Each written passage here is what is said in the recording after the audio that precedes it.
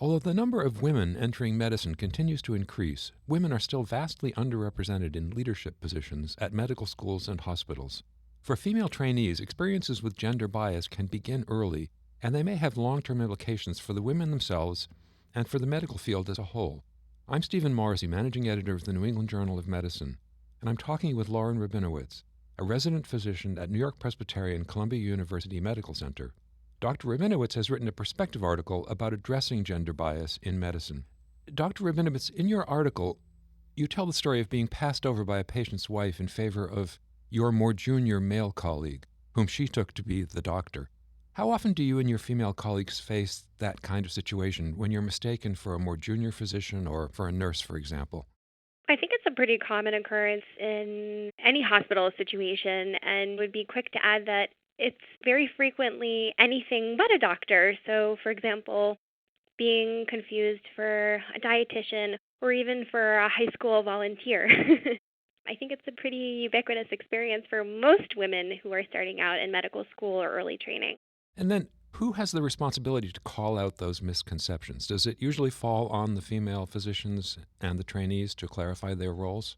Well, one of the things I feel so strongly about in now having taken on a role as an educator is encouraging my interns and my colleagues and my medical students who are female to make sure that they introduce themselves by their role, whether that be a student or a physician.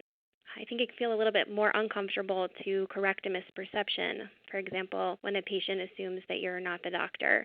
And I think in those circumstances, it certainly behooves the female physician to gently correct or gently remind any patient or actually anyone in the hospital what their role is.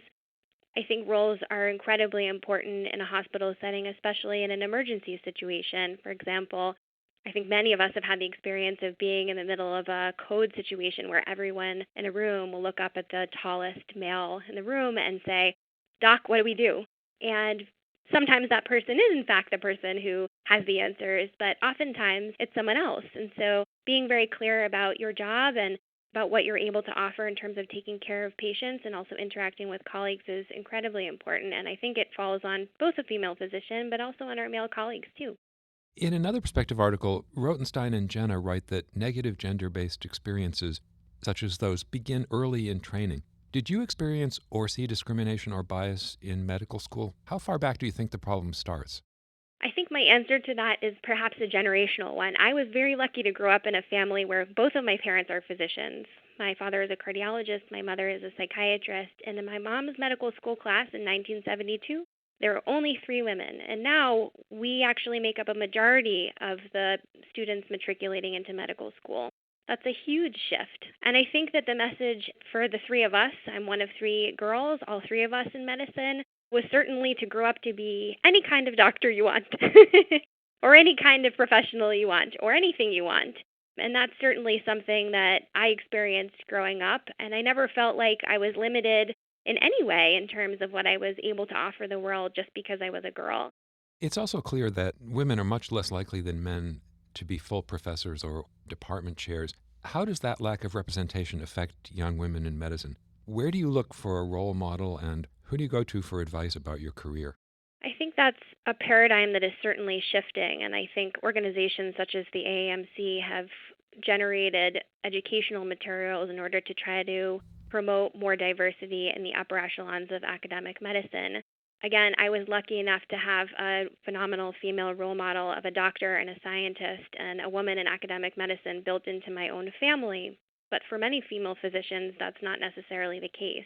One of the things I like to tell my medical students is from the moment you graduate and you become an MD, and actually even beforehand, there's always someone looking up to you, whether that be a preclinical student or a high school student who's thinking about entering medicine, whether that be as a senior resident having an intern who may be looking up to you.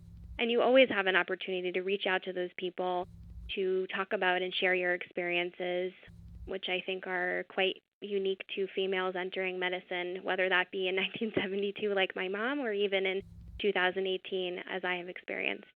In a related Medicine and Society article, Shilcutt and Silver write that social media can play a role in supporting female medical students and physicians. Has that been the case for you and your peers? Is connecting with other women on those kinds of platforms useful?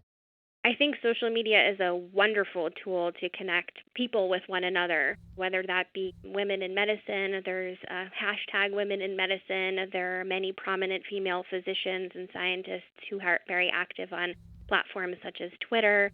These are places where it may be more possible for younger female physicians to reach out and to see examples of women who are really doing extraordinary things in science and extraordinary things in their field. I think there is nothing that can substitute human interaction, however. In my own experience, groups that support female trainees, groups that support females going through medical school are incredibly important and can often offer mentorship and inspiration to younger women going through medical training. A couple of weeks ago, I had the opportunity to sit on a panel for women in medicine at my medical school. I actually went to Columbia and then decided to stay here for residency, in large part because I have had phenomenal female and male mentorship throughout my own training. And I was really proud that having sat in this room with 5 other residents in different stages of training and in different fields, from neurosurgery to internal medicine to OBGYN, of the several hundred women who came, there were also many male students who used their voices, who asked questions about what it was like to go through medical training when you're female. And I think that's so important, creating allies and recognizing that this is not just a woman problem, this is a bias problem. And as I write about in the piece, it's also something that I think touches everyone in the hospital, whether you're male, whether you're female, whether you're tall or short, no matter the color of your skin. People make assumptions. We all do it. And it's in fact what makes us wonderful diagnosticians, because we see patterns and we connect that pattern to a diagnosis. But we just have to be conscious that those biases that we walk into a patient room with may actually also be impacting our colleagues. As you said earlier, more than half of U.S. medical school students now are women. How do you think that shift is going to affect the perceptions of patients' families, of hospital staff about women in medicine in the future? I think it already has. I think if you ask the average American citizen in 1950 what a doctor looks like, they would probably describe a white male, perhaps with gray or white hair. Now we can use our iPhones to send doctor emojis and various gender girls and various skin tones, and I think that's so fantastic. I think the idea that the most important thing you bring into a patient's room is your heart, your compassion, and your medical knowledge and your willingness to help that human being becomes paramount, and it allows us to sort of shift the paradigm from the 1950 model of what a doctor is to the 2018 model.